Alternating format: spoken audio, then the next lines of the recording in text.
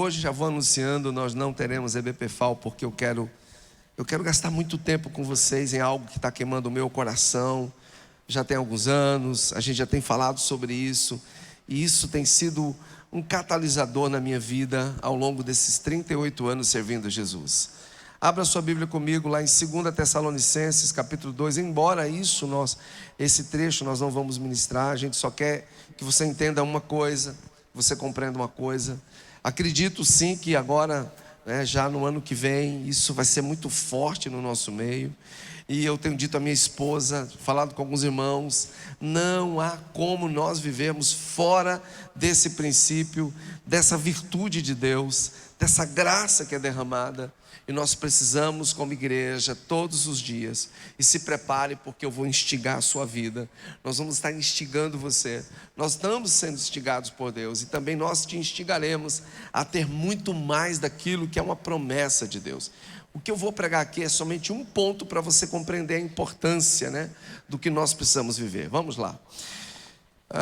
Ora, irmãos, rogamo-vos pela vinda de nosso Senhor Jesus Cristo e pela nossa reunião com Ele, que não vos movais facilmente do vosso entendimento, nem vos perturbeis, quer por espírito, quer por palavra, quer por epístola ou cartas, como de nós, como se o dia de Cristo já estivesse perto. Ninguém de maneira alguma vos engane, porque não será assim, sem que antes venha a apostasia e se manifeste o homem do pecado, o filho da perdição. Bom, Paulo, ao escrever essa carta, irmãos, ele estava enfrentando como um bom apóstolo, das igrejas implantadas em toda a Ásia Maior, Ásia Menor, uma resistência, porque naquela época estavam dizendo que Jesus já viria por aqueles dias. E além disso, alguns ainda diziam que não, ele não viria, que isso aí foi só conversa, que foi uma fábula. Então já havia uma implantação de um pensamento errado já naquela época. Você imagina nos dias de hoje. Por que é que a humanidade, ela a galope, foi se perdendo?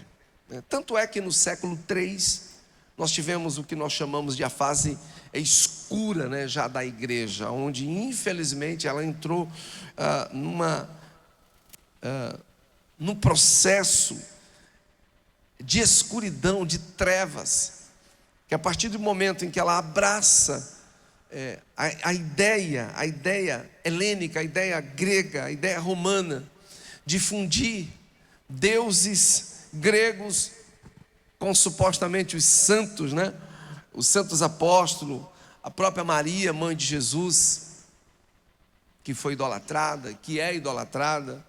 Em suma, então, quando isso começou a trazer a ideia do paganismo bem pesado, romano, Aí a gente vem a ideia de purgatório, do pagamento das indulgências para que se pudesse ir para o céu. Você anula totalmente o sacrifício de Jesus. É muito satânico. Preste atenção que eu vou te dizer. Como é que dentro de uma religião você ainda tem a ideia de um purgatório? Como é que você tem a ideia de que você vai pagar para poder você então... Mas isso é até hoje, embora isso tenha sido combatido pelos reformadores. Não é nesse ponto que eu quero chegar, mas isso faz parte do processo. A igreja ela entrou num declínio espiritual terrível. Tanto é que do século IV para o século V, você não vê quase nada de história, digamos assim, do surgimento da igreja. Foi uma época de trevas, escuridão. Alguns remanescentes, alguns puritanos, ainda seguraram o que eu chamo de o fogo do Espírito, que é isso que eu quero mensurar daqui para frente. Na morte do último apóstolo, João, ela já entrou no período de declínio terrível. Era como se o Espírito Santo, fosse extinguido do meio do corpo de Cristo.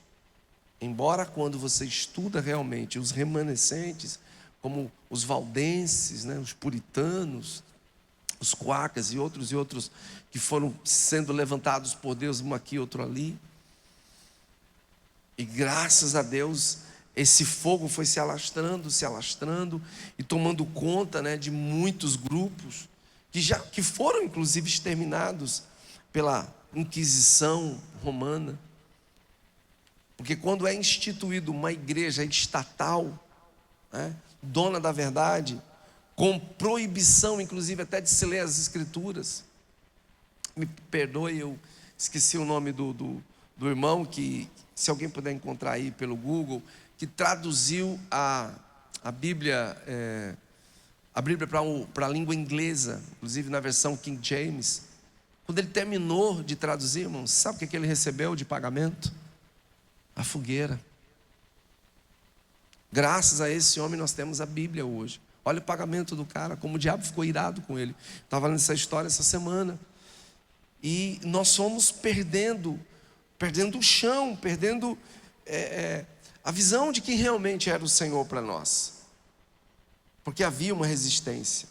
O diabo já estava tentando minar a igreja. Bom, mas a palavra diz que viria um tempo de apostasia.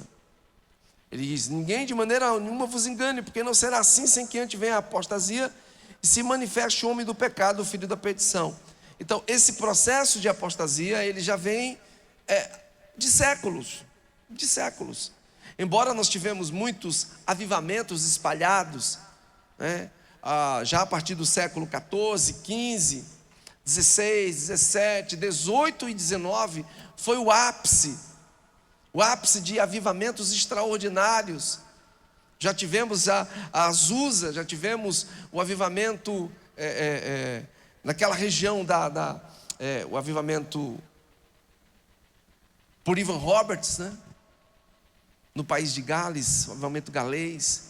E aí isso foi se espalhando. E aí, já na década de 50 para a década de 60, algo muito maligno começou a entrar no corpo de Cristo. E eu vou falar muito sobre isso, mas eu vou bater com força.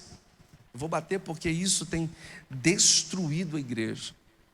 Eu não quero aqui expor denominação, até porque esses irmãos, muitos deles foram usados poderosamente para abençoarem a nação brasileira. Mas espero, a minha oração é que eles realmente se arrependam dos seus pecados e eles possam, porque foram referência. Denominações extraordinárias se levantaram, movimentos extraordinários. Eu tive o prazer, já na década de 80 para a década de 90, né, viver intensamente. Acho que aqui só o pastor Boaz, não sei se mais alguém, mas vivemos um período onde o movimento de louvor e adoração no Brasil foi algo assim extraordinário, poderoso. E logo em seguida já surgem movimentos assim, né, não vou dizer nomes assim, mas específicos, para abençoar o mundo inteiro. Denominações levantadas no mundo e também no Brasil. Só que nós abraçamos a apostasia. Nós começamos a pagar a peso de ouro esses cantores do movimento gospel. Pagamos a preço de ouro, né? A máxima era: mas se o mundo faz, nós vamos fazer. Mas aonde está escrito que nós temos que ser parecidos com o mundo? Me mostra aí na Bíblia. Se você encontrar, eu rasgo a minha todinha e me desvio logo. Porque não existe. Pelo contrário, Deus nos ensinou a fugir do mundo. A própria palavra diz que aquele que ama o mundo, o amor do Pai, não está nele. Eu, inclusive, na época, falei com pessoas que disseram assim: não, mas o que nós queremos é camarim, o que nós queremos é sério. Eu falei: como é que é? É tanto e tem que ter isso e tem que ter aquilo. Eu falei: não, isso não existe. E eu preferi ficar de fora do processo. E fiquei e vou ficar. Estamos indo e vamos embora. Mas em suma, a apostasia, ela foi entrando no corpo de Cristo. Esse movimento da prosperidade, né? Esse movimento que destruiu. Eu acredito que Deus sim nos fez prósperos, né? Eu particularmente vivi um pouco do início da minha conversão fundamentado em um grande homem de Deus que eu admiro, respeito, e foi uma bênção para o mundo inteiro no movimento celular.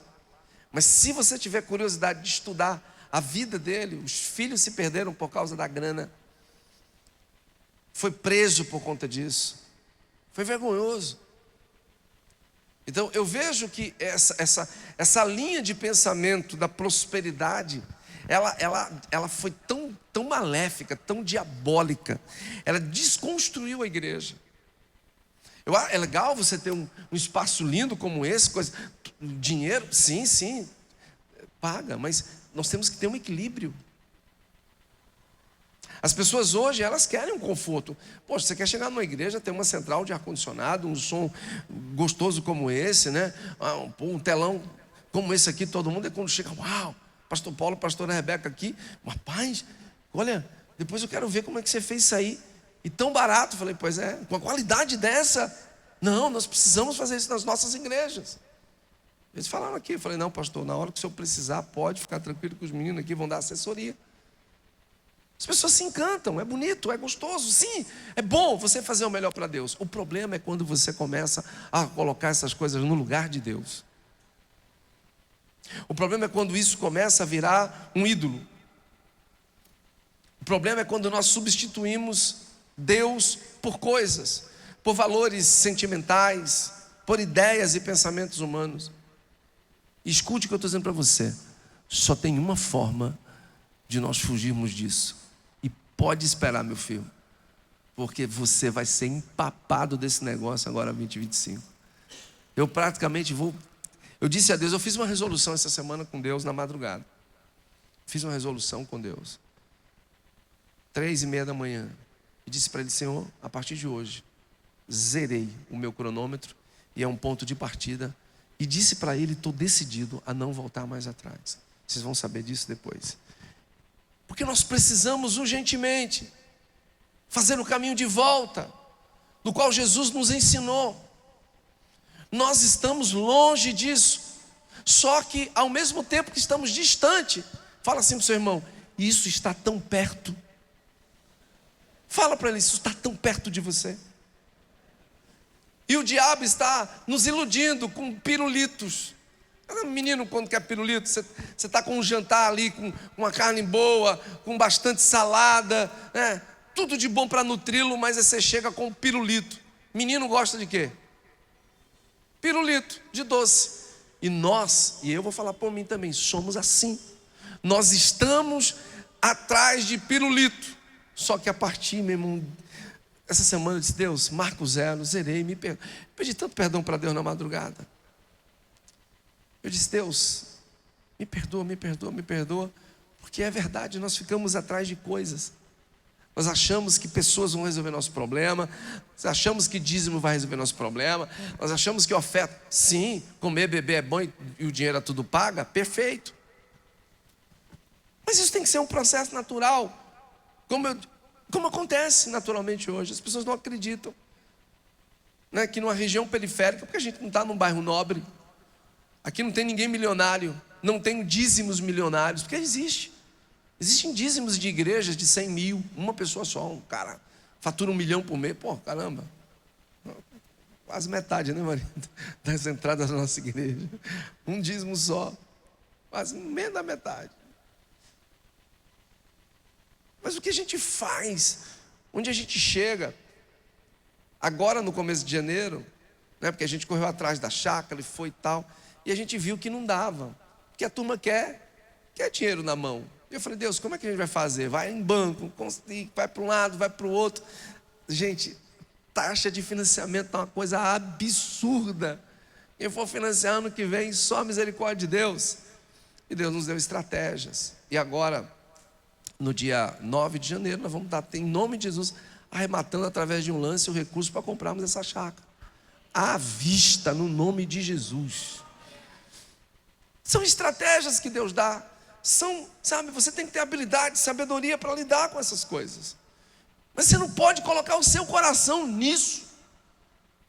E eu fiz parte de um movimento que eu amo demais esses homens, os respeito. Mas eles se perderam. Eu disse, Deus, eu não quero me perder nesse processo. Foi triste ligar na época. Pastor Baez, pastora Maria, André do Tempo, né, alguns aqui. Foi triste ter que ligar.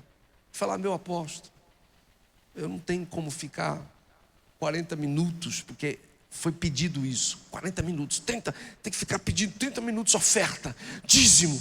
Eu falei, não sei fazer isso, até porque eles não me ensinaram isso. Os respeito, meu Deus. São homens de Deus, aí que Deus os trate. Nem estou aqui expondo, dizendo que sou melhor que eles. Mas eu falei para minha esposa, eu não tenho como. Essa igreja nem existia, nem sonhava, desse tamanho, estava começando. Reunívamos numa escolinha lá no Graciliano. Os amo, mas eu disse, Deus, eu disse para Deus, se for para ser pastor desse jeito, eu não vou ser pastor desse jeito. Eu não acredito que eu tenho que ir para a lata do lixo pegar o que a gente jogou. Sabe o que é mais triste?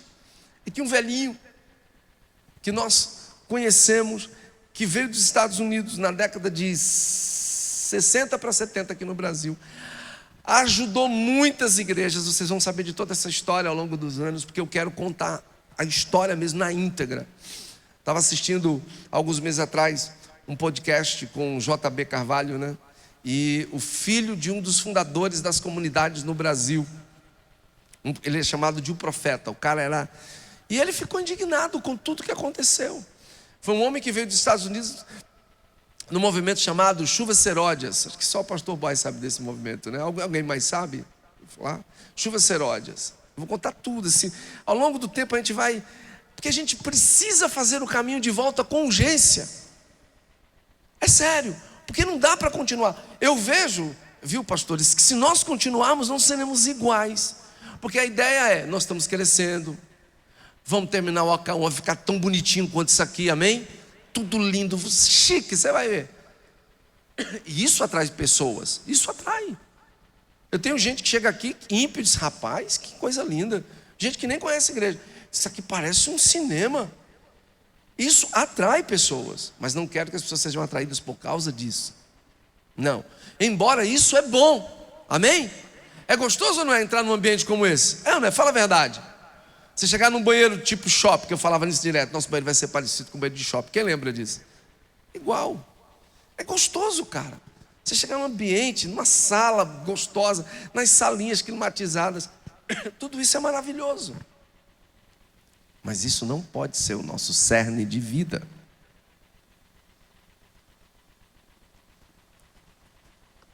Nós precisamos de que algo aconteça. E esse algo vocês vão entender ao longo do tempo, embora a gente já tenha gestado isso já há alguns anos. Mas observe que ele diz, e eu não quero gastar muito tempo nisso, que antes desse dia, antes do dia do Senhor, ele fala que tem que primeiro vir a apostasia. Verso 3, ninguém de maneira nenhuma ou alguma vos engane, porque não será assim sem que antes venha a apostasia.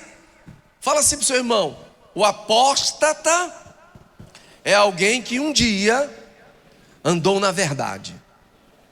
Apostatar significa sair do seu estado original, sair da crença verdadeira. O apóstata é aquele que um dia viveu a verdade e agora passa a viver uma mentira. E a apostasia começou, já tem tempo. Ela não é de agora. Só que ela está numa crescente. Isso está sendo gravado, não está? Mas não tem problema. Os advogados que se virem. Bota a mola de vocês, porque se eu for preso, a vocês, viu? Vamos lá. Quem diria, na década de... Eu estou falando de 80, não estou nem falando de 2024. Eu estou falando na minha conversão, 80 para 90, que eu me converti em 87. Que um dia nós teríamos pastor Boaz, você que é filho de pastor, que tem uma história. Quem diria que um dia nós viríamos uma suposta igreja com pares? Se o teu pai tivesse vivo, tadinho, ele pedia logo, era para ir para o céu de vez. Ainda bem que ele nem viu isso. Um santo homem de Deus. Quem diria que um dia viríamos pessoas... Eu já disse aqui, vou olhar para a câmera, porque se alguém quiser tirar onda, né? Grave, anote. Respeitamos pensamentos, a Constituição Federal nos dá esse direito. Então, assim como as pessoas têm liberdade para ventilar seus pensamentos, eu também tenho. Não estou aqui sendo homofóbico, jamais. Mas a palavra de Deus não pode ser distorcida por ninguém. Temos um estatuto, pode pesquisar, entra aqui com os meninos da área de direito da igreja, vocês vão ver lá o estatuto que rege os princípios concernentes à palavra de Deus. Não aceitamos a prática de pecado, e homossexualidade, à luz da palavra, é pecado. Não estou fazendo apologia à homossexualidade, pelo amor de Deus, mas isso é antibíblico. Aí nós temos hoje uma teologia inclusiva. Olha que coisa, irmão, isso é o ápice da apostasia.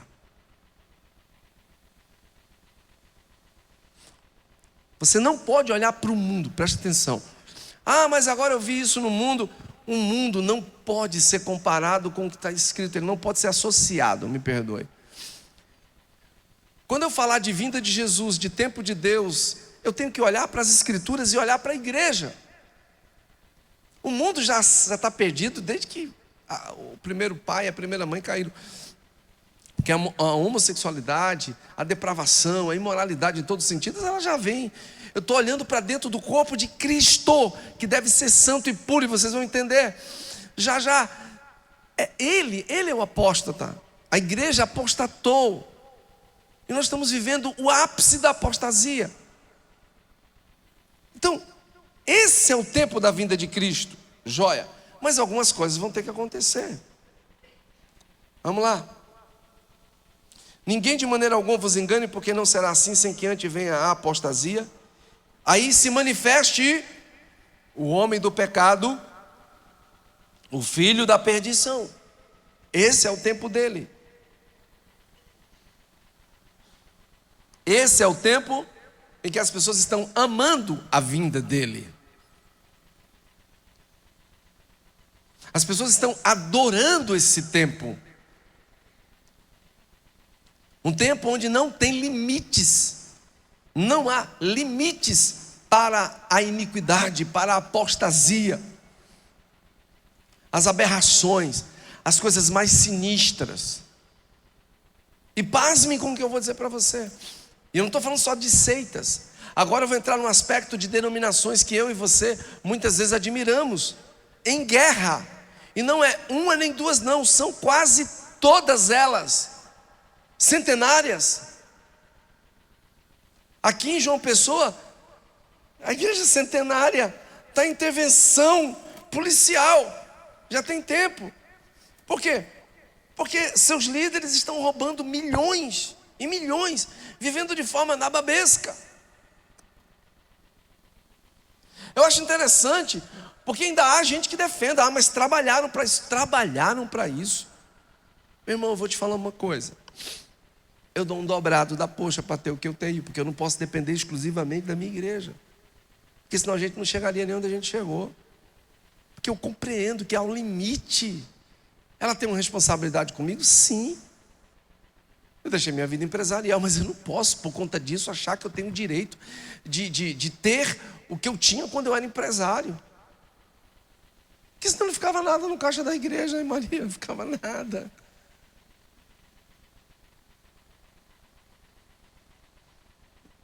Eu acho justo que se alguém, eu, você, quisermos ter alguma coisa, que trabalhemos. Paulo diz isso. Eu não tenho menor, não existe nenhum tipo de dúvida do que eu vou falar. Charlatanismo puro, o que está acontecendo? Essa falsa ideia de que não, eu estou defendendo o evangelho, mentira! O cara processa o outro, que é família, porque botou uma placa de uma igreja e agora vai para a justiça. Aí vem com ideia de defender o evangelho. Conversa, pai. Conversa. Tem uns loucos, né? Loucos e loucas, que dá vontade de você botar na justiça, você não bota, porque você pesa, esse rapaz dá vontade de botar para pocar, velho, logo, porque aí você já bota no lugar, né? Mas quando eu paro e penso assim, cara, isso vai envergonhar o evangelho. Há poucos dias eu falei isso aqui. Estava falando com o pastor Eliamar, os meninos são advogados. Falei, é melhor se eu ficar quieto. Biblicamente falando, eu falei, é verdade. A vontade que dá de meter os pés na porta. Para tomar vergonha, porque vem de maneira assintosa, querendo tirar onda com a sua cara. Eu falei, não, o Senhor tome de conta, que isso vai envergonhar o evangelho. Eu prefiro realmente ter essa perda. Isso é nada comparado ao que Cristo fez. Como diz o Spurgeon, realmente eu acho que eu sou pior do que o que dizem mesmo. Então deixa eu ficar quieto. Mas dá vontade. Eu tenho um recurso para isso. Eu tenho como fazer. Aí o cara vem dizer em rede mundial, não é nem nacional, que eu estou defendendo. Conversa, está defendendo o bolso dele. Os milhões que entram. Aí como se não bastasse, essa semana eu assisti no jornal mundano. O cara morre, a mulher vai e entra com um recurso para que ela seja a presidenta da instituição. Sabe por quê? O Ministério Público de São Paulo entrou na jogada. Porque são 250 milhões por ano. Uau! Nem eu pensava que era. Falei, misericórdia! 250 milhões por ano, a mulher está atrás. A viúva do cara. E está todo mundo se engarfiando, brigando, porque quem tem que assumir é não sei quem. Eu falei, meu Deus do céu, isso é reino de Deus. Porque eu garanto que se não tivesse grana no negócio, ninguém nem brigaria. Então quem é o Deus desse povo? Mamon, filho, dinheiro. Que Deus me livre e te livre disso. Tá? Que Deus nos livre disso. Então, gostando de mim ou não, o discurso vai ser esse ano que vem. E se não gostar, a porta da frente é a serventia. Mas eu não vou entrar nessa parada. Eu nunca entrei, agora que eu não vou entrar mesmo. Porque eu estou vendo gente que eu admirei lá atrás se perdendo por conta disso. Brigando, criando seu próprio reininho. Criando seu reino. Está amarrado, destruído. Um desses caras aqui, de repente, pira o cabeção, aí vai abrir uma outra igreja porque não concorda. Conversa, isso é reino de Deus. Não, filho, nunca foi. Nunca foi reino de Deus. Tem que ter cabeça no comando, tem que ter cabeça. Mas peraí, velho, o negócio está fedido. Apostasia, filho. Adoração ao mamon. Poder de ter a grana, de viver de forma nababesca. Não. Esse inimigo se levantará contra tudo que se opõe, se levanta, né? Contra tudo que se chama Deus ou se adora, de sorte que se assentará como Deus no templo de Deus, querendo parecer Deus. Eu não vou entrar nessa escatologia, né? Que é o estudo sobre a vinda de Jesus, sobre os tempos futuros. Isso aí é uma outra situação, não quero ventilar isso. Mas ele vai vir, sim. Aí falam que o templo lá em Jerusalém vai ser edificado, só para você ter ideia do que se trata isso aí. Ele realmente vai se sentar como sendo, querendo ser Deus, como sempre ele pensou, e querendo realmente mandar, querendo parecer Deus, que só Deus é adorado, né? Só Ele é glorificado. Aí diz: não vos lembrais de que essas coisas vos dizia quando ainda estava convosco? Agora eu quero que você preste atenção ao verso 6, porque daqui para frente a gente ainda vai ler outras coisas profundas e interessantes. Olha só. Vamos juntos ler?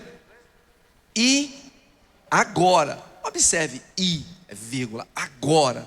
O cara está afirmando, né? E agora. Preste atenção. Vós sabeis. Bota na NVI. Joga ela na NVI.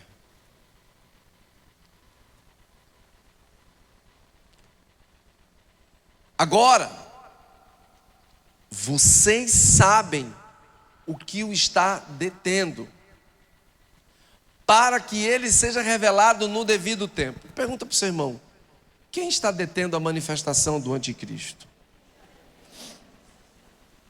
Não precisa ser muito teólogo para... É que é exatamente sobre isso que eu quero falar. Tá? Na minha versão também aqui, que é essa, né, da RC.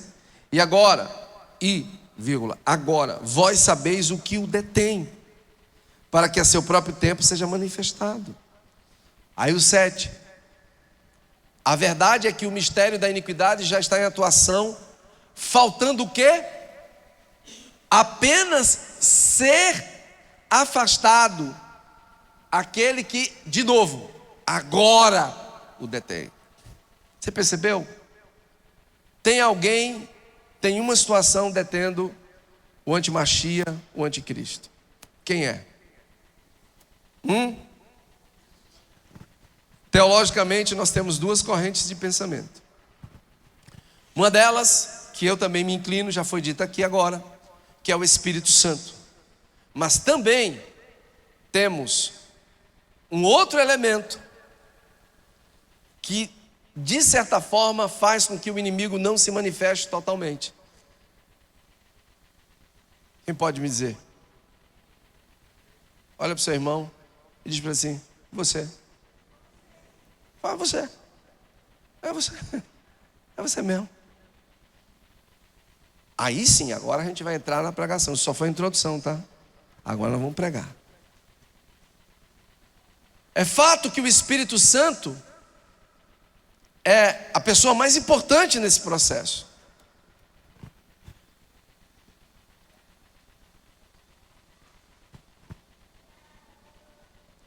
João capítulo 14. Hoje é a escola bíblica com Bíblia mesmo, viu? Topada, vamos lá. Se vocês me amam. Eu não disse o verso, né? 15, perdão. É uma pegadinha, né? Se vocês me amam, obedecerão aos meus mandamentos. Palavras de Jesus, tá, gente? Isso é palavra de Jesus. Tem Bíblia aí que está em vermelho. Se vocês me amam, obedecerão aos meus mandamentos. Aí diz: e eu pedirei ao Pai, e Ele lhes dará outro para estar com vocês. E não é só no tempo terreno ou agora, é para sempre mesmo, é até a eternidade. Diga assim para o seu irmão: lembre-se, você não é um corpo que contém um espírito. Você é um espírito que contém um corpo. A parte mais importante do nosso ser é o espírito, embora desde que nasçamos somos ensinados que a parte externa, o visível é mais importante. Não é. Isso será dissolvido. A terra vai comer se Jesus não voltar.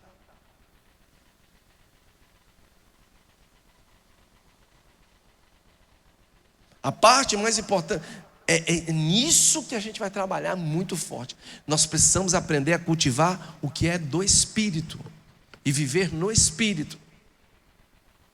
E a coisa é tão séria que na nossa geração nós somos levados a cultivar o que é matéria.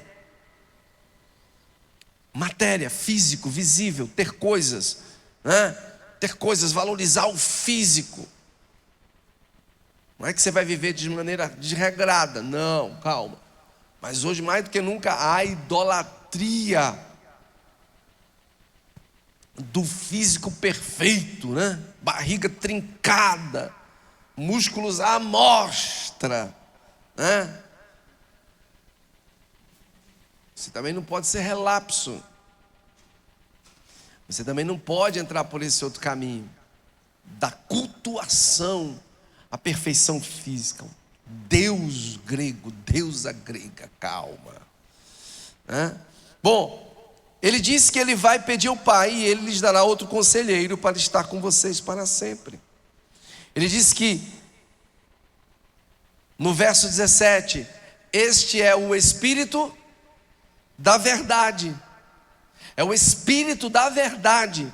E ele disse que o mundo não pode recebê-lo, por quê? Porque o que, gente? Não o vê e nem o conhece.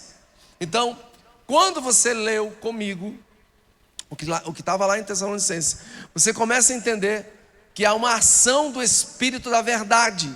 Amém? Bom, agora a minha pergunta é: como Satanás é conhecido, ou como Jesus disse que ele era conhecido.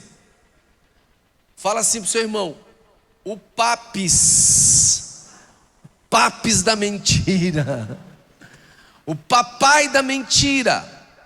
Agora nós temos um espírito da verdade. Aí olha assim para o seu irmão com aquela cara ali, que tem um monte de espontado, e assim, é por isso que ele ainda não se manifestou totalmente. Porque ainda há o espírito da verdade. Agora, a pergunta que não pode calar: onde está esse espírito da verdade?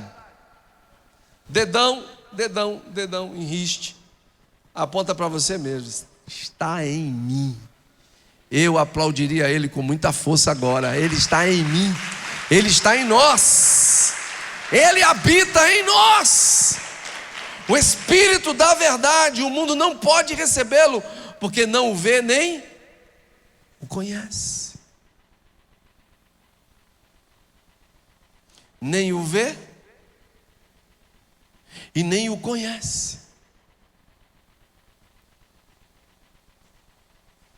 Lembre-se que nós, no verso 15, volta, o verso 15: se vocês me amam, obedecerão aos meus mandamentos, e eu pedirei ao Pai, e Ele lhes dará outro conselheiro. Olha para mim agora, eu nem piscava.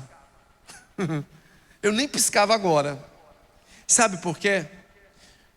Porque é que não há essa plena manifestação do Espírito em nós. Ou o que nós chamamos, que não vai dar para falar tudo hoje, é lógico. A gente vai gastar meses estudando isso, falando sobre isso, revendo essas coisas. Porque é que o dínamos ou o dunamis de Deus, essa força explosiva de Deus, ela realmente não nos usa. Porque foi prometido, a gente vai ver isso depois, hoje não vai dar tempo. Porque nós somos criados e fomos feitos à imagem e semelhança de Deus. Uma vez que eu passo a acreditar que Jesus é o Senhor da minha vida, é fato que eu tenho sobre mim o Espírito de Deus, no meu espírito. Sabe por quê? Agora eu vou falar de mim, nem tanto de você, porque muitas vezes nós não obedecemos como deveremos obedecer. A gente não o ama como nós deveremos amá-lo de verdade. O mundo não pode recebê-lo porque não o vê nem o conhece, mas vocês o conhecem, pois ele vive com vocês e estará em vocês. Não os deixei órfãos, voltarei para vocês. Dentro de pouco tempo o mundo não me verá mais. O mundo não me verá mais. Vocês, porém, me verão, porque eu vivo, vocês também viverão. Uau! Naquele dia compreenderão que eu estou em meu Pai, vocês em mim e eu em vocês. Quem tem os mandamentos, os meus mandamentos, desobedece, esse é o que o Pai me ama. Aquele que me ama será amado por meu Pai, e eu também o amarei e me revelarei a ele. Deixa eu fazer um adendo, porque agora o Espírito tocou na minha mente. Algumas, eu não quero especificar,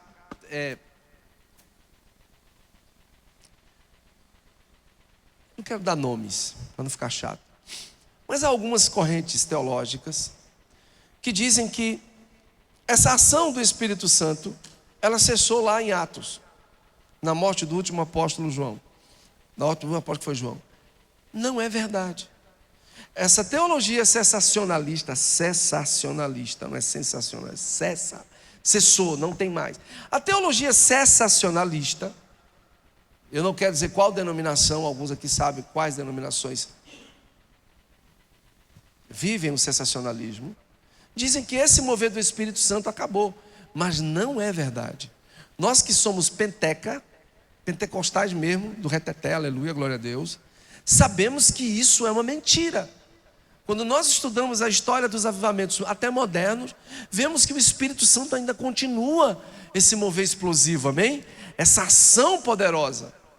E nós precisamos buscá-lo, e eu vou te dizer, não hoje, mas nas semanas e meses que virão, porque nós temos essa necessidade. Olha só, se eu fizesse uma enquete aqui, vamos pular de cá. Vocês que amam as Escrituras, que conhecem, né? Sonham ou não sonham com a ação poderosa do Espírito na vida de vocês, para curar, para ressuscitar morto, para fazer paralítico andar. É ou não é? Quem sonha com isso desse lado de cá? E do lado de lá, quem sonha com isso? Todo mundo. Todo mundo sonha com isso. E isso deveria ser algo muito natural em nosso meio. O problema é o nosso coração. O problema é como nós vamos trabalhar com isso. Sabe por quê, irmãos? E outra coisa, muitas vezes também não se trata de uma perfeição, porque as igrejas neotestamentárias, elas tinham isso. Paulo, ao escrever para a igreja de Coríntios, cara, ele elogia ela porque ela tinha dons extraordinários e era uma igrejazinha fedorenta, vice. Ele diz que tinha coisa no meio dela que nem no mundo se nomeava, tinha pecado no meio daquela igreja que nem no mundo tinha. Não é o fato de você ser um santarrão, não, mas haviam pessoas no meio daquela igreja que viviam uma vida plena no Espírito. Eu não acredito assim que, sabe, a gente vai ter que viver um nível de santificação extraordinário para que o Espírito venha e se mova. Não, nós precisamos de entendimento. É lógico, sim, vamos viver uma vida plena no Espírito. Eu gostava muito de assistir as palavras da Kathryn Kuhlman, uma mulher que se movia no Espírito como poucos. E ela dizia assim: não extingais o Espírito. Às vezes ela olhava para a plateia assim, de milhares de pessoas, e dizia: vocês estão ferindo o meu amigo, vocês estão machucando o meu amigo. E ela chorava copiosamente, porque era uma mulher muito santa em Deus. A vida dela era no Espírito. Isso não pode ser coisa de uma pessoa, duas. A igreja, ela tem esse chamado. Nós fomos chamados para isso. O problema, sabe o que acontece? É que muitas vezes, nós quando recebemos essa visitação de Deus, nós achamos que isso é tudo. E colocamos os pés pelas mãos. Pessoas que recebem isso, muitas vezes, querem ser melhor que o outro irmão.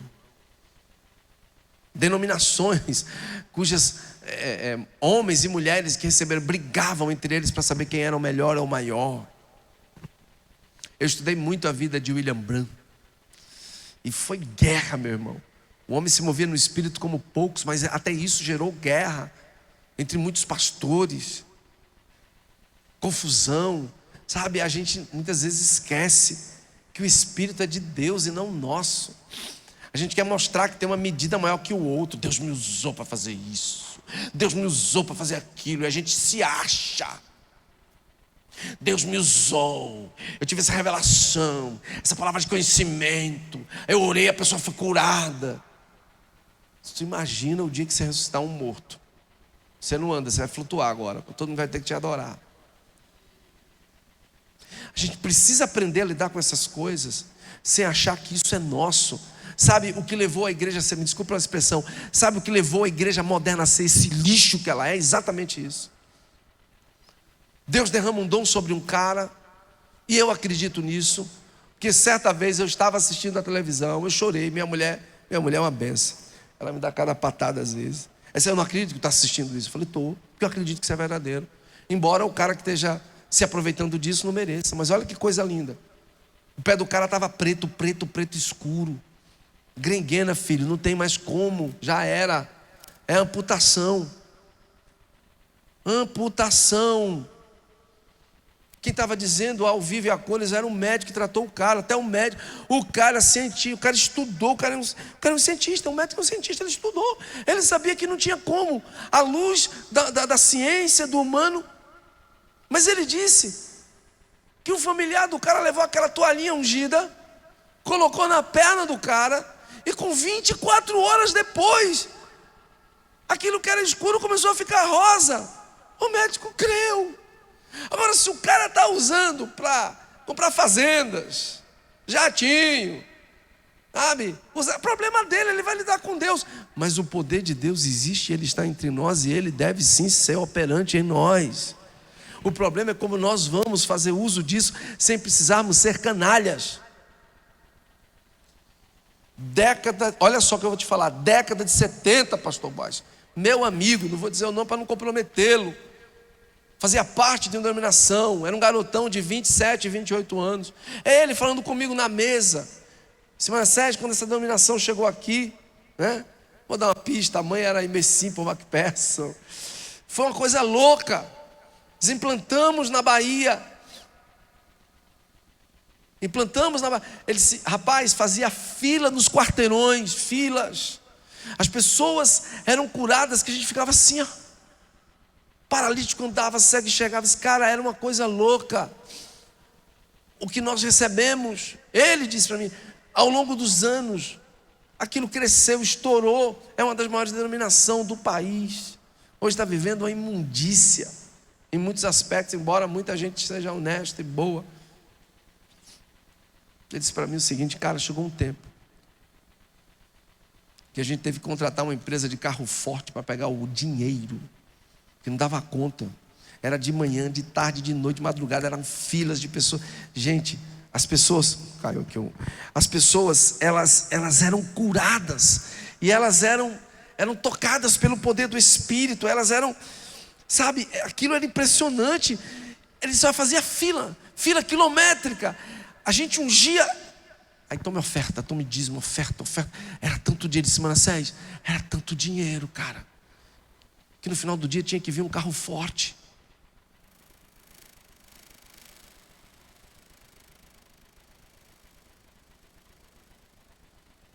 Homens ficaram milionários. Eu não vou falar para mim me comprometer, mas eu já disse até aqui o que aconteceu na minha cidade quando eu fiquei sabendo de uma situação. Eu não acreditei. Eu falei, não. Um grande amigo meu dizendo, o cara que é o líder, que eles têm uma reserva, né? Tipo assim, ele reúne todas as igrejas no estado e manda 10% para missões e manda 10% dos dízimos. Sabe o que aconteceu? Ele disse para mim que muitas vezes o cara fazia um envelopezinho, escrevia o valor, colocava no caixa e não colocava o dinheiro. O extrato chegava lá, valores absurdos, o cara ficava com o dinheiro. Gente, isso é um absurdo. O cara hoje é bilionário, aqui no meu estado. Bilionário. Acho que o pastor Bairro lembra disso. Uma vez eu fui conversar com um cara, estavam começando uma igreja lá no Cenecista, lembra? Grande. Aí ele me chamou, disse, vem aqui que a gente conversar. Um cara muito influente, fui lá. Disse, eu preciso de um cara como você. Estava começando a comunidade.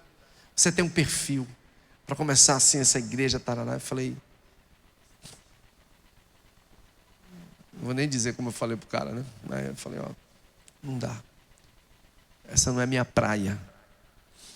Eu não nasci para isso. Eu não consigo enxergar na igreja um meio de ganhar dinheiro, ficar rico, me projetar. Não.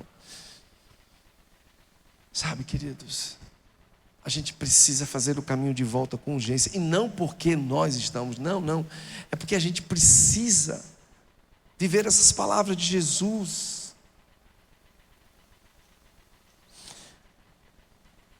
Quem tem os meus mandamentos, eles obedecem, é o que me ama.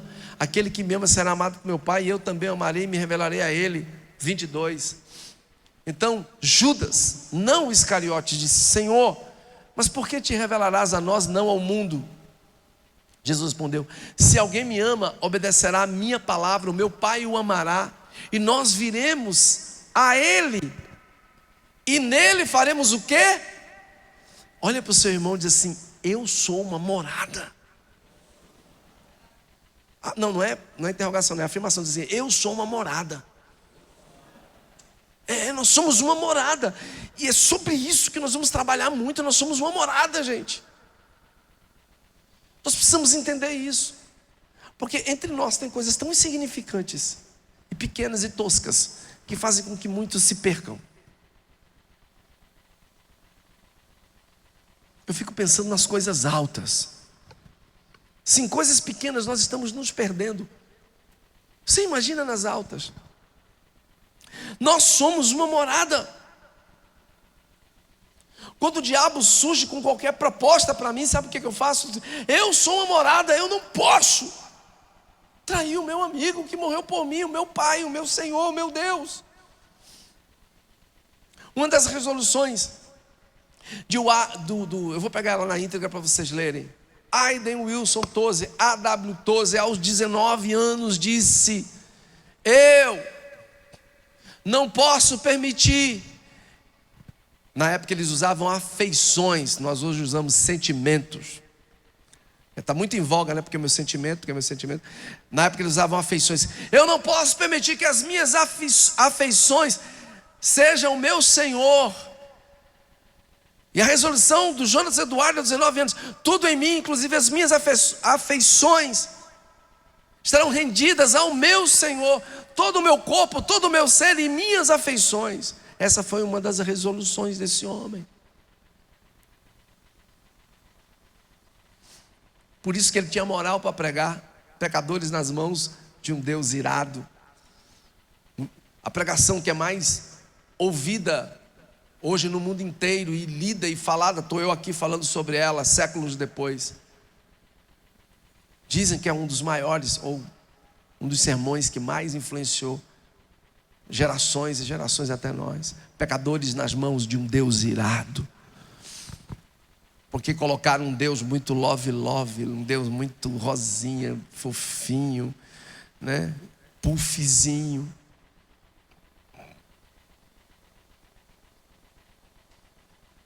Aquele que não me ama, não obedece às minhas palavras. Olha só, aquele que não me ama. Quando você ama alguém, você dá a vida por esse alguém. Quem tem filhos aqui sabe. Você não precisa estar afirmando que você ama seus filhos, mas se precisar dar a vida por eles, você dá ou não dá? Dá. E quem é mãe aqui sabe disso. A gente, pai, ainda é meio largado, mas a gente dá, imagina uma mãe que gerou. Então, é necessário que esse mesmo nível de amor esteja em mim e em você, de darmos a vida por ele. Qualquer proposta que o diabo jogue sobre a minha vida e a sua deve ser rejeitada. As pessoas não querem um discurso desse. Elas querem um evangelho de flores, um evangelho de internet, um evangelho onde elas possam postar uma selfie sorrindo, para ganhar os likes, os views da vida, né? Conversa. A verdade, ela é única. Se alguém me ama, obedecerá a minha palavra. Meu Pai o amará, nós viremos a Ele e faremos morada nele. Aquele que não me ama, não obedece às minhas palavras. Essas palavras vocês estão ouvindo, não são minhas, são de meu Pai que me enviou.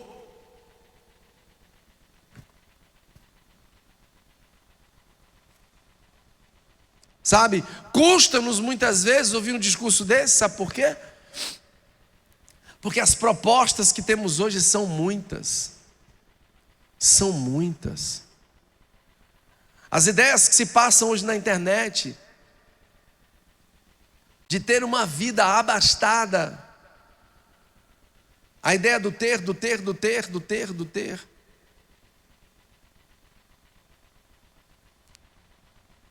O mundo está entrando em colapso, gente. Eu estudo geopolítica, eu sou curioso.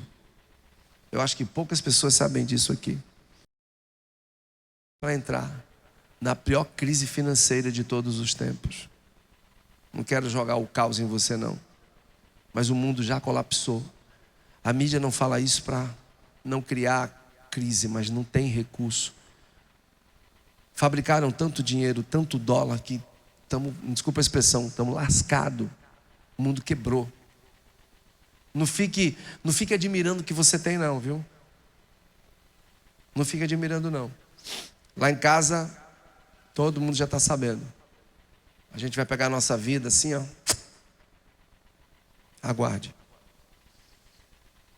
Porque se você ficar observando as coisas do mundo, desejando as coisas do mundo, apaixonado pelo que é do mundo, você está lascado, filho. Você vai sofrer pra caramba.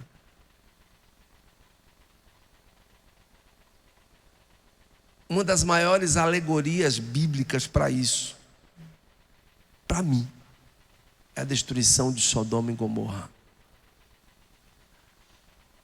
Alguém sabe aqui porque que Ló escolheu ir para Sodoma e Gomorra ou próximo a Sodoma e Gomorra? Alguém sabe?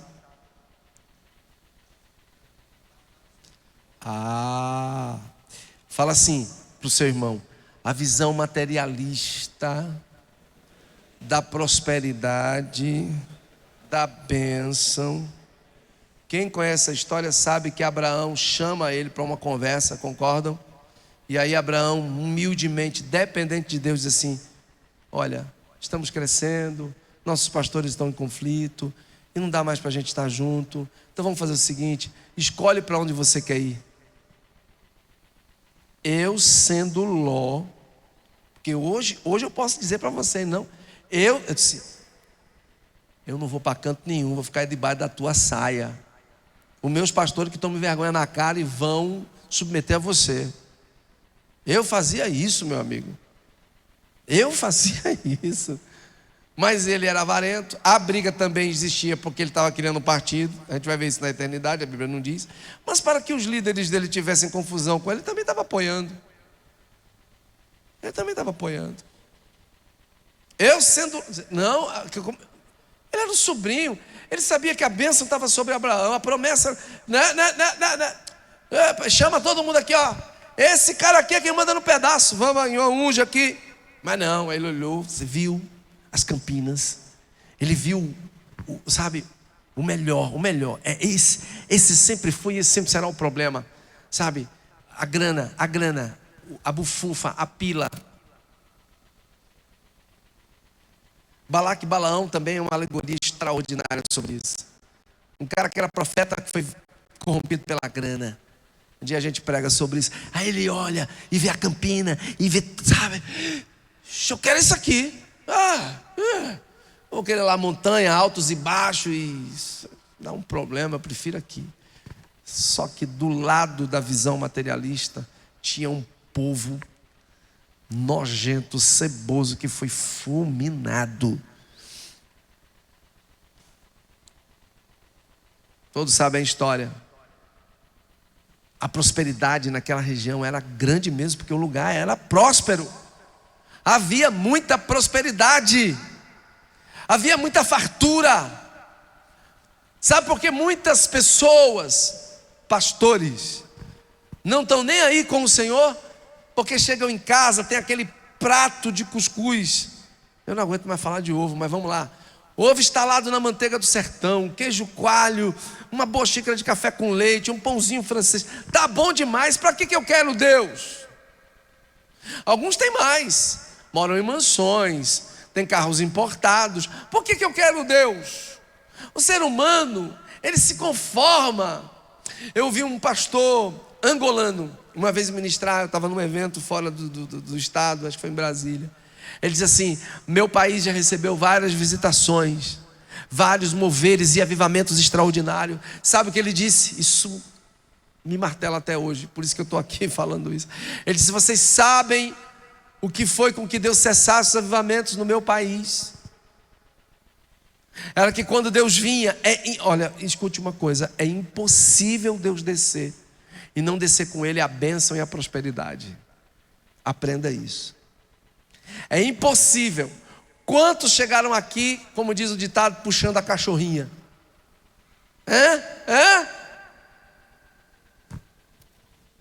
Se formou, aí sabe, administrador, contador, aí o dinheiro começa a entrar, a grana começa a entrar, e aí patavina para você.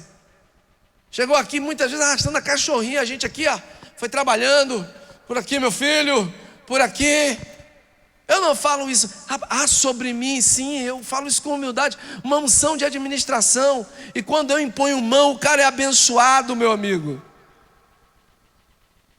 Um desses chegou morrendo, com encosto. Você comigo muitas vezes foi lá expulsar demônio, não foi? Enterramos uma Bíblia, lembra? Uma Bíblia enterrada. O que eu tenho que fazer agora? Filho, faz assim agora, você vai fazer assim. Não, mas não. Você vai sair dessa e vai para essa. Hoje tem uma empresa de sucesso.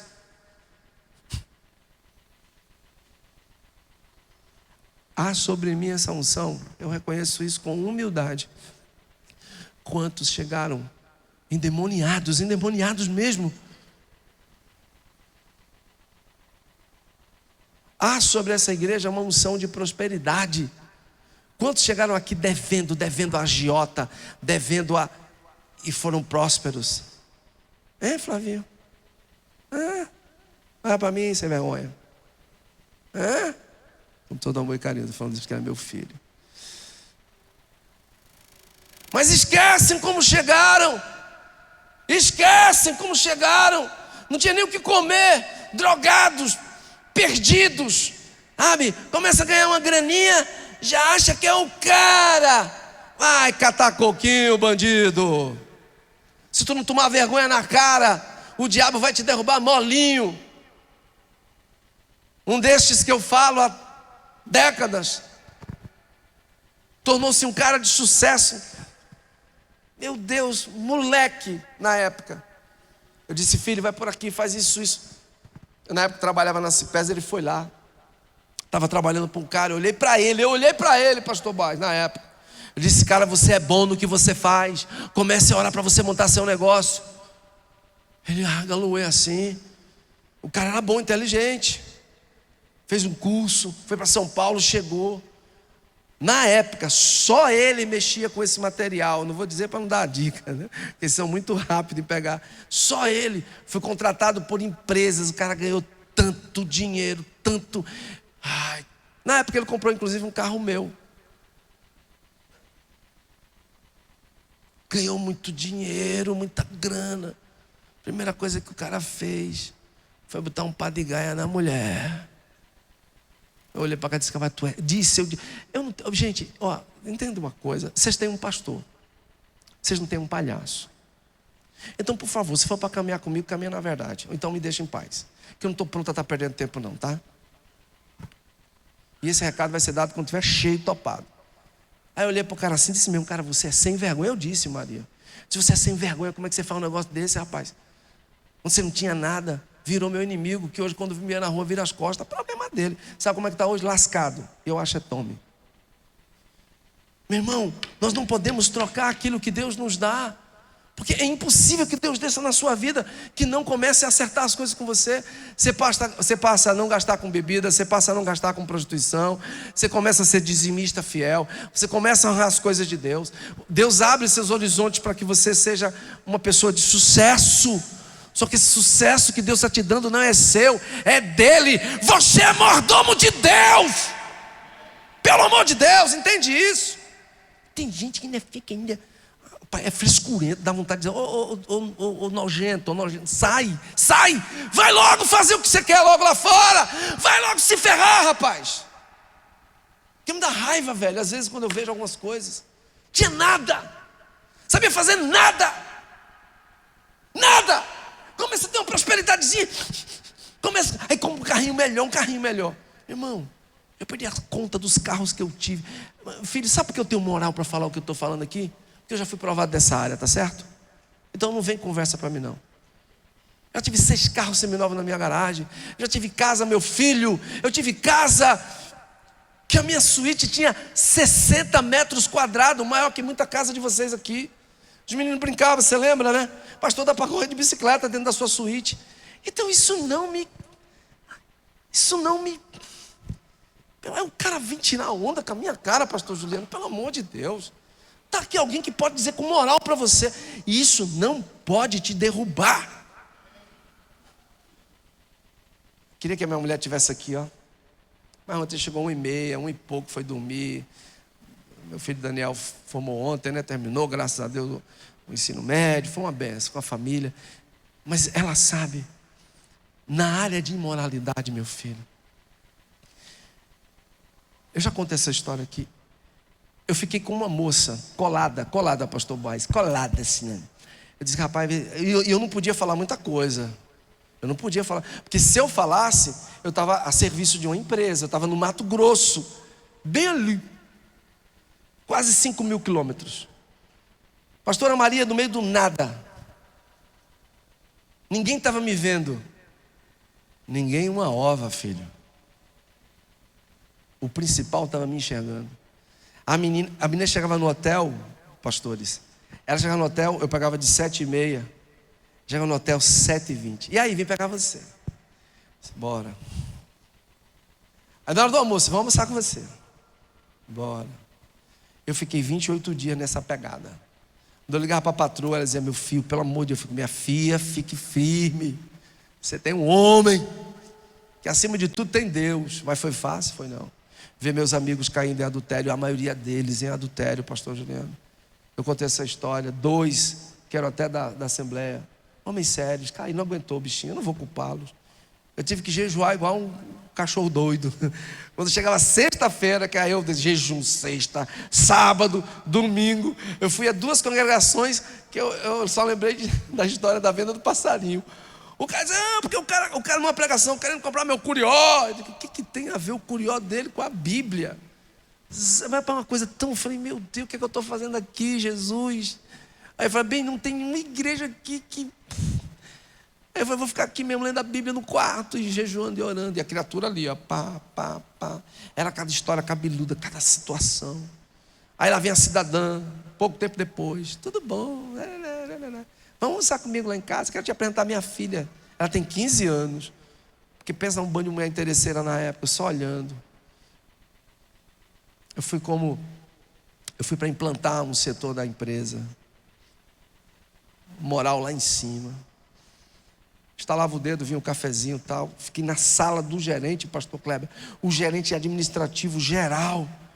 Ele chegou para todos os chefes: ó, o que o Manassés precisar, vocês atendam na hora. Ai, que moral, hein, pastor? Que moral. No hotel, tudo pago, grana no bolso. E a menina ali. Ainda tinha as aleatórias, né? Que queria apresentar a filha e tal. Foi fácil? Não foi. Você perguntar para mim: pastor, deu vontade de adulterar? O que é que você acha? Você como homem, selva que gosta do negócio, o que é que você acha, hein, Gabriel? É que você acha, filho?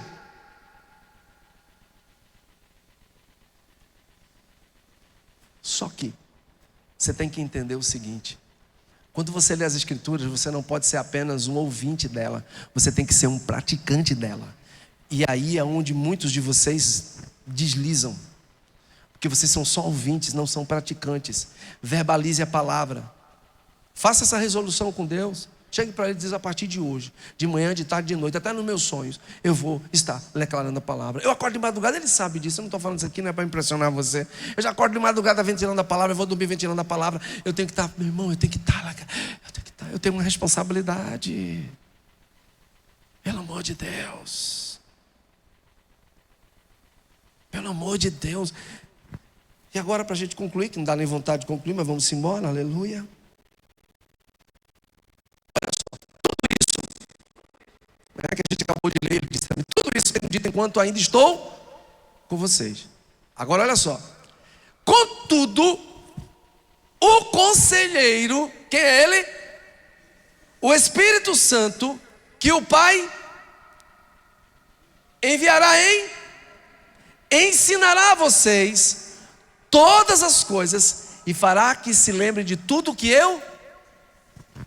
Querido, entenda o seguinte: se o Espírito Santo não estiver habitando em mim e você não vai viver na verdade. Então nós precisamos urgentemente, nós todos aqui temos a presença do Espírito, mas precisamos ter Ele numa plenitude muito maior. Muito maior. Muito maior.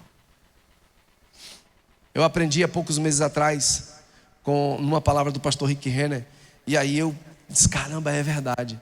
Ele falando sobre a questão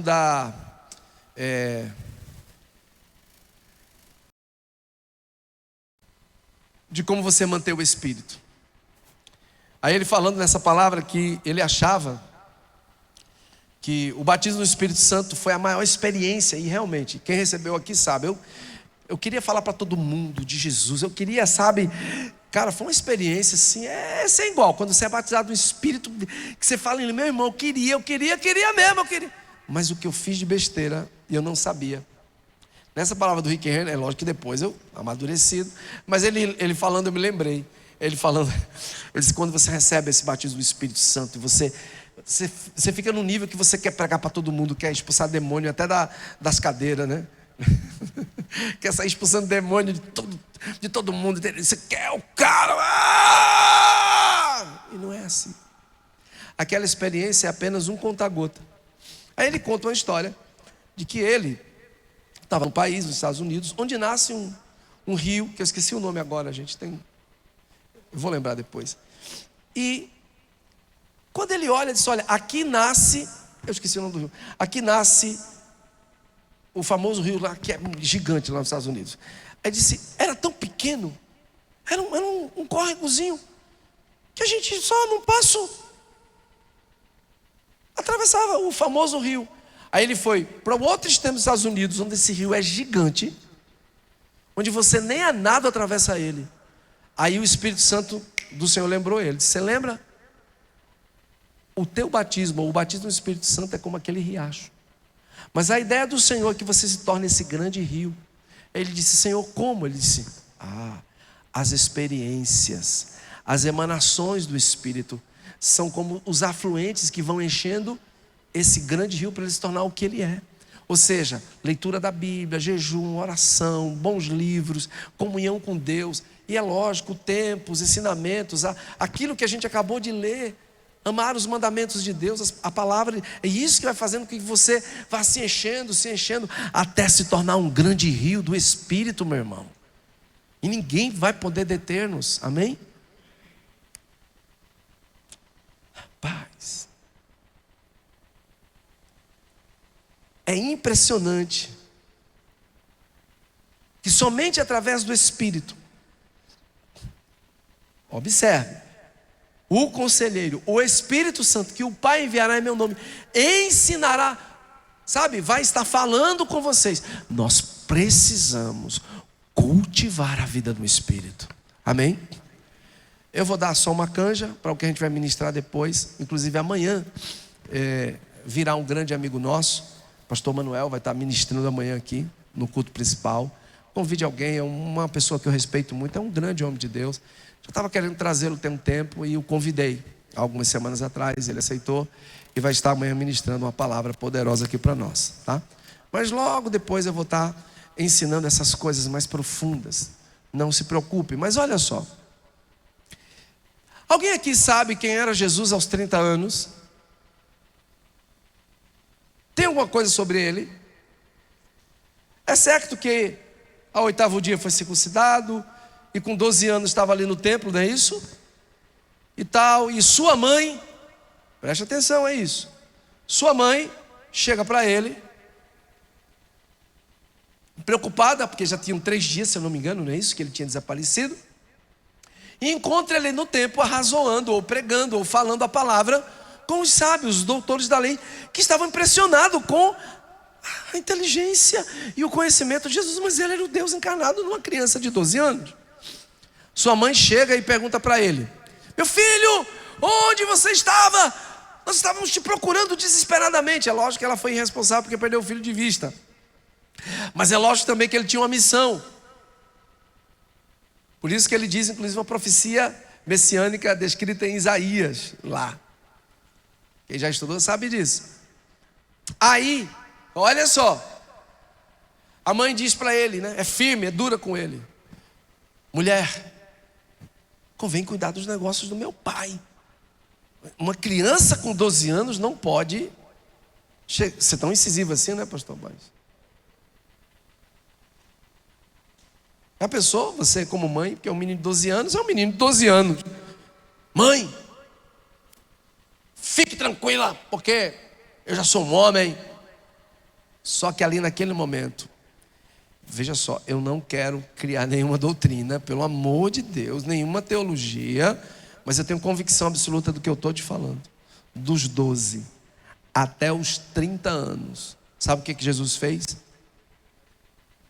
Ele cumpriu as escrituras sendo filho. Ele aprendeu a submeter a um pai e uma mãe carnal.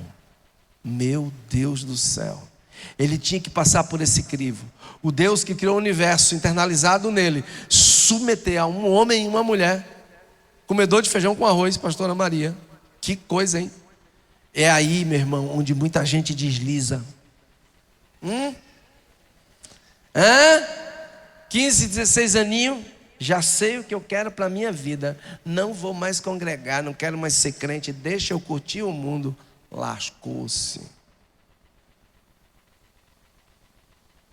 Já era. Dos 12 aos 30 anos, o cara foi submisso, honrou o pai, honrou a mãe, trabalhou com eles, foi forjado, aprendeu a submeter, porque ele precisava passar por esse crivo. É aí onde a maioria de nós aqui, falhou com pai e mãe. Foi ou não foi? Seja fiel, foi ou não foi? Você foi desonroso como eu, foi ou não foi? Foi. Até isso ele teve que pagar a culpa dele por nós. Até nisso ele pagou a culpa por nós. Submeteu fielmente. Mas, vamos lá, para deixar todo mundo aqui assim com aquela cara de curioso. Quando ele faz 30 anos, do nada está o seu priminho batizando lá no Jordão. Quando o cara vê ele de longe, eis o Cordeiro de Deus, que tira o pecado do mundo, do qual eu não sou digno nem de desatar as suas sandálias.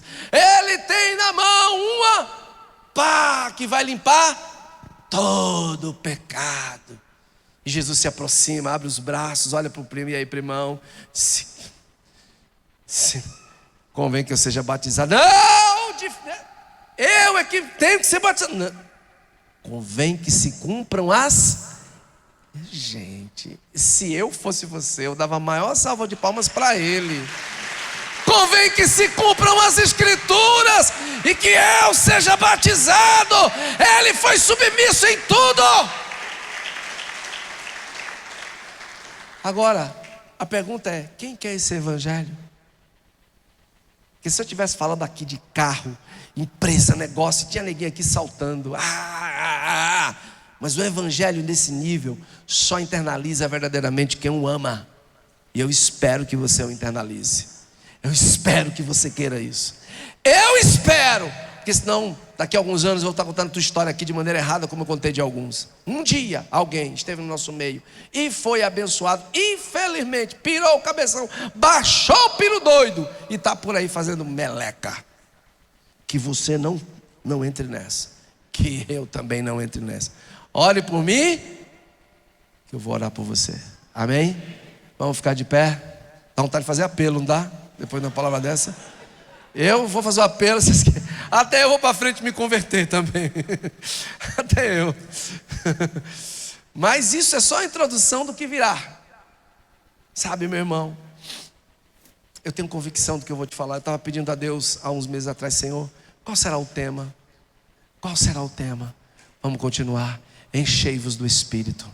Enchei-vos do Espírito. Nós vamos nos encher do Espírito, continuar nos enchendo do Espírito em 2025, porque sem Ele nós não somos nada, não vamos para lugar nenhum e não faremos nada. Seremos apenas meninos atrás de pirulito. E acabou o tempo de menino. Vamos ser maduros em Deus. Amém? Feche seus olhos. Faça você uma oração por você. Se você é casado, por seu casamento, por sua esposa, por teu marido, por teus filhos. Você que é solteiro, por seus pais.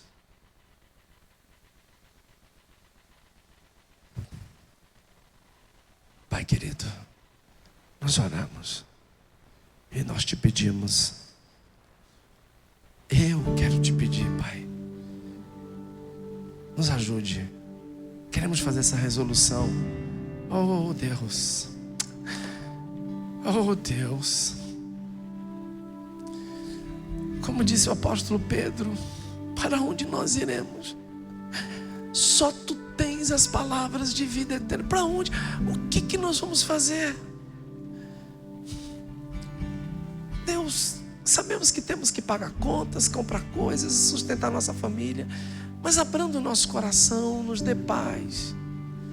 Estamos vivendo em um mundo tão louco, tão maluco. Eu não tenho dúvida de que esse é o tempo, Deus, aonde o homem da iniquidade já está se manifestando, colocando seus tentáculos para fora. E logo, logo ele colocará a sua cara e dirá para o que veio, porque é bíblico, convém que isso se cumpra. Mas, Senhor, a maior tragédia na história de Ló não foi o fato dele ter ido, Senhor, para Sodoma e Gomorra. Não! Porque apesar disso, a bênção de Abraão tinha se estendido sobre ele. E o Senhor viu, Senhor, que dentro do coração dele havia uma justiça, sim. Ele era um homem temente a Deus. Tanto é que quando os teus santos anjos foram ali para tirá-los, onde aqueles homens queriam relacionar sexualmente com os anjos, na homossexualidade, ele ofereceu suas próprias filhas, porque ele temia Deus e pediu para que não se tocasse naqueles santos homens, ao ponto dos anjos, no poder de Deus, cegarem aqueles homens. E ele e seus familiares foram retirados. Mas o triste dessa história, Senhor, é quando eles estão indo, em que a mulher vira com saudosismo, com saudade das coisas que ela tinha, da casa boa, dos móveis bons, das riquezas que ela tinha, a saudade que deu no coração dela. E ela ali foi transformada em uma estátua de sal. Oh Deus, por favor. Nós estamos vendo hoje pessoas sendo transformadas em estátuas de sal, denominações que um dia foram bênção. Espero que elas continuem sendo, que eles revejam seus conceitos, o caminho, Deus, em que eles trilharam, o caminho do dinheiro, da grana, da facilidade, Deus, das riquezas, através de algo que é seu, não é nosso. O povo é seu, a igreja é sua. Ela não é um negócio de família. Ela não é uma sucessão monárquica, Deus. É a tua noiva. Estão brincando, Senhor. Por favor, nos perdoe. Ah, Senhor. Por favor, por favor. Por favor. Nos ajude a vivermos a verdade do Evangelho. Doa a quem doer. Ontem eu estava numa comunhão bem rápida com um casal muito precioso que amamos, pastor Marcos e pastora Cristiane lá de Garanhuns. E a gente estava conversando sobre os reveses do Evangelho, né? As loucuras que vivemos. E ontem eles falando de algumas experiências ruins que eles viveram, e eu também falando das nossas, com pessoas que não querem submeter. Elas não querem. Gente que chega aqui, muitas vezes já quer mandar. Geralmente é quem vem de outra denominação. Inclusive, esse ano de 25 eu vou dizer, é proibido trazer crente de outra denominação para a comunidade. Não dá certo, Maria, é difícil. É ou não é? É complicado. O povo quer chegar aqui e quer mandar. Chega cheio de vício, cheio de treta, cheio de... Aí já quer logo, não concordo. Ele está pregando assim, mas não concordo que ele prega assim. Eu não concordo com a coisa dessa parede. Menino, é sério que eu estou te falando. Eu disse para eles ontem, a gente conversando sobre lealdade e deslealdade. Eles até falaram, não, a gente utiliza esse livro, pastor. A nossa liderança tem que ler. A gente já faz isso tem muito tempo. Só que agora, daqui para frente, eu não vou ser tão deselegante, mas eu não vou deixar nem se criar. Primeiro, sexto mês, se eu notar que o indivíduo não quer nada, eu já sento e faço uma proposta. É sério. Não é melhor você procurar outra denominação? Não vou botar, porque a gente não pode. A igreja não é nossa. Ela não é nossa. Ele não é dono dela. Mas a gente é a cabeça. E a gente tem como sim. A gente tem a responsabilidade de cortar o mal pela raiz. Deus não vai descer com um anjo, não. Sou eu, é você, somos nós pastores. E não tenha medo disso, não. Eu vou sentar. E se eu não sentar, manda um de vocês sentar. Ó, conversa, abençoa e pede para procurar outro lugar. É sério. Amém, estamos crescendo, mas eu não quero esse negócio inchado, não. Eu quero esse negócio aqui com homens e mulheres temente a Deus, cheios do Espírito. A gente não está para brincar. Porque quando alguém é sério, ele dizendo para mim, eu lembrei das nossas conversas algumas vezes, esse cara Essa mulher ficou conosco 11 anos. Eu falei, vocês ainda aguentaram 11 anos? Eu não aguento não, filho, um negócio desse não. Quando eu vejo que o negócio está fedendo, eu já vou logo. Ele disse, pastor, tinha culto, que era melhor ficar em casa. Amarrava de um jeito a atmosfera. Eu falei, a gente já viveu isso tantas vezes. E é impressionante, quando corta, que vai embora, a igreja começa a crescer de novo. São pessoas que amarram o culto. É melhor ficar em casa. Não, olha,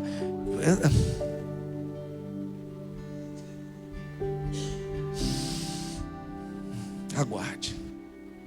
Amarra o ambiente. Fique em casa. Às vezes assim, hashtag fique em casa. Porque se não for para estar aqui no mesmo espírito, eu não vou querer. Amarra. Ele disse, pastor, ficamos anos sem crescer.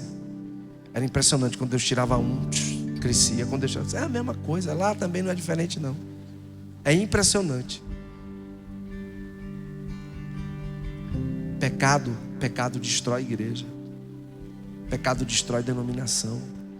Pecado oculto, escondido. Não, vamos jogar na luz. Vamos ser transparentes com Deus. Amém? Que Deus me guarde, te guarde e te livre de todo o mal. Já estamos já afindando o ano. Hoje é 21, né?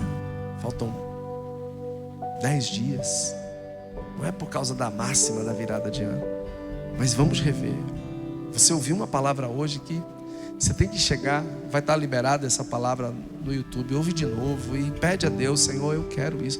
Faz você a sua resolução, escreve, faz alguma coisa, mas não fique mais como você é. Não pense que o dinheiro, a grana vai resolver isso. Não vai. Ele é um catalisador, ele é bênção, proporciona coisas boas e Deus quer te abençoar, me abençoar, e Ele vai fazer isso até o dia que esse mundo quebra de vez. Aí acabou, filho, aí já era. Mas até lá vamos trabalhar, vamos estudar, fazer concurso, continuar fazendo o que você tem que fazer, amém? Empreendendo, amém? Faz o que tem que fazer, mas, meu filho, um olho lá no céu, um pezinho na terra, qualquer momento, eu creio, apesar de que as previsões para 2025, né, que eu fazer o culto que não são minhas. E não é por causa das previsões, mas eu desde que virou um ano que eu escrevo não. 2025 vai ser fácil. Já digo para você não comprar dívidas absurdas que você não possa pagar. É impossível não comprar dívida. Assim, vá se preservando no melhor que você pode. Mas eu creio que aquele que começou a boa obra em mim, você é fiel para concluir até o dia de Cristo, amém? Gente, lembrando, antes de orar nos despedindo, até amanhã encerra o nosso período. Temos quase 200 pessoas já no Réveillon, mas se você não pagou, já acerte até amanhã. Se você não colocou seu nome, já vá falando, a gente vai encerrar, não tem como passar para outra semana, até porque a pessoa do buffet já está no limite e a gente já tem que dar essa resposta, bateu o martelo, então virou, segunda-feira não entra e não sai. Deu o nome, vai ter que pagar, porque a menina lá está computando as compras em cima da quantidade de pessoas que estão lá. Vai ser uma bênção, amém? Guarde o seu coração. Guarde. Sério que vem Deus. O Senhor me ama tanto. O Senhor colocou homens e mulheres sobre a minha vida para me conduzir. Não feche, não brilhe o seu coração. Não preserve o que você ama. Quem fala que está fácil? Tá bom. Que o Senhor te abençoe, te guarde, Ele faça resplandecer sobre você, sobre a minha vida. Tenha misericórdia de mim, de você e de Deus. Amém? Culto de sábado vamos anunciar, mas só retorna no primeiro sábado de fevereiro, tá? Então teremos esse restinho de dezembro e o mês todo de janeiro em recesso sabático do culto de sábado. Então assim, primeira semana de fevereiro, primeiro sábado, a gente vai estar avisando, é lógico. Então você já sabe que você tem mês de dezembro e janeiro todo para descansar, viajar. Fica tranquilo, você não precisa nem se preocupar. Então, as células que vão voltar no começo de março, na primeira semana de março, mas a gente avisa, tá? Também. Então saiba que a partir de hoje, esse foi o último culto sábado desse ano. Só que a gente vai antecipar, porque a gente precisa orar e jejuar, bem? É lógico, vai dar um descanso pra você, né? Aproveitar bem as férias com a família, tá tranquilo. Muita comunhão, cuidado, meu filho, né? Com as comunhões, com quem você vai estar junto. Procura estar perto de gente que vai, ó, te jogar pra cima. Procura estar perto de... Mesmo na igreja, joga, porque eu vou estar... Joga você pra cima, filho. Não fica com... Ó, ficar com um lambedor de ferida é complicado, meu irmão. Cuidado. Amém, Deus te abençoe. Beijo no teu coração. Até amanhã à noite. Olha só, que as canequinhas, rapaz, essa é a minha, né? Já personalizada com meu nome, PR Manassés, Homens de Caráter. Gente, eu botei lá um linkzinho. Você só é preencher, colocar o seu nome, né? Se for comprar mais para alguém, você preenche lá. Tá lá em todas as células, todos os grupos. Tá a canequinha. Ficou 40, não foi, Nini? No Pix, 45 no cartão. Olha, a Imanime tem que comprar esse material com urgência. Terminou as camisas, lá fora o pessoal já está com a relação correta. A relação correta. Porque tivemos alguns problemas com a entrega das camisas, mas quem vai pegar, como eu, que vou pegar a minha lá fora, o pessoal vai estar entregando as camisas do Homens de Caráter. Outra coisa, pastor, eu só posso vir para a reunião com a camisa? Não, cara, que tal? A camisa é só um apreço, né? Você pode, só não venha nu. Pelo amor de Deus, né? Só não venha nu. Mas não é obrigatório. A camisa é só aquele adereço. Vai ficar legal. E se faltou alguém, a gente vai tentar ver se até essa semana a gente consegue ver com o pastor Jaziel. Não é pouca se ele consegue fazer, porque houve umas trocas aí, alguns problemas de tamanho, alguém que não pediu também, né? Tem 3 pessoas que faltou pedir. Mas fora isso, tudo certo. Beijo, vá na paz. Boa quebra de jejum. Para quem tem célula, boa comunhão de célula hoje. Deus te abençoe.